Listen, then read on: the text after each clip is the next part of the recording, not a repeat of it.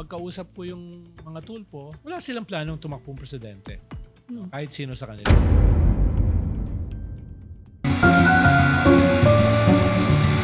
This is truth on the line.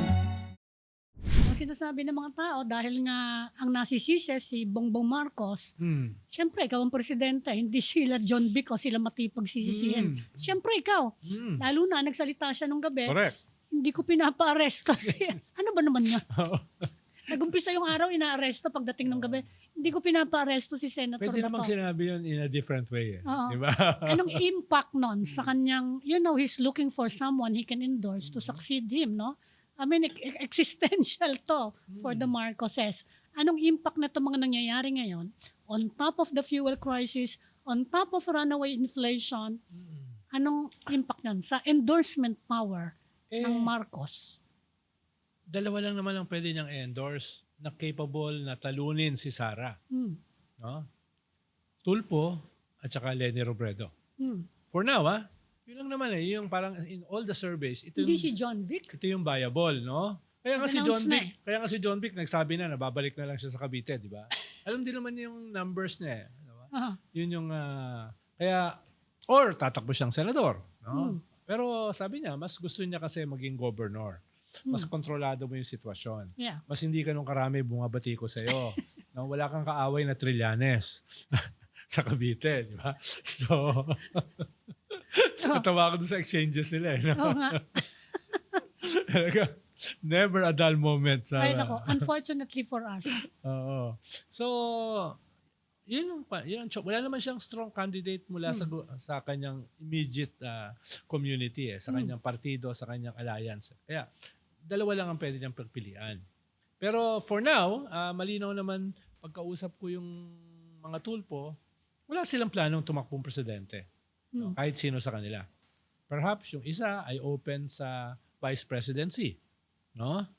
Yung isang tulpo, yung natalo, baka tumakbo ulit as senator. No? Kung walang maaprubahan na anti-dynasty law. Diba? So, pero for president, for now, ang halos sigurado ko, wala silang plano. No?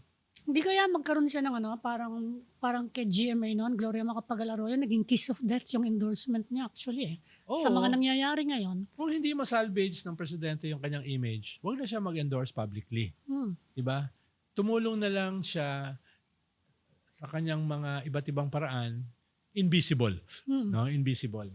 Kaya, masasabi niya, sinuportahan kita, ha? Ganon. Later. No? Yung mga, lang. Hindi ka kahit wag ng official endorsement, wag ka na lang magpatakbo ng tao mo. Diba? Pwedeng sa Senate, kalahati sa inyo, kalahati sa amin, pero walang koalisyon. No? Kalahati lang ang patakbuhin nyo, 6 lang, kami 6. Diba? Mga ganun ba? May mga ganyang klase mga dotted lines. Para hindi negatibo. Dahil baka mismo sa kampo ng mga pinklawan, hindi nila tanggap yung ganung klase. Oo nga. Na official. Masyado naman cynical para dun sa iba sa kanila. Kaya, pero ang sinasabi ko lang, dahil everybody, sabi mo nga, existential yung kinakaharap. Hindi lang for the Marcoses, for everyone. For Duterte No? as well. So, lahat ng kalaban ng Duterte, tingin nila, kwanto existential No? Political mortality as well as physical mortality inakataya.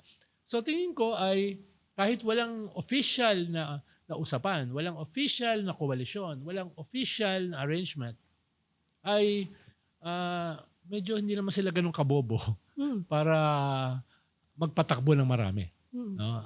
Tingin ko yung nag-unfold naman sa aking mga usap sa iba't ibang circles, isa lang.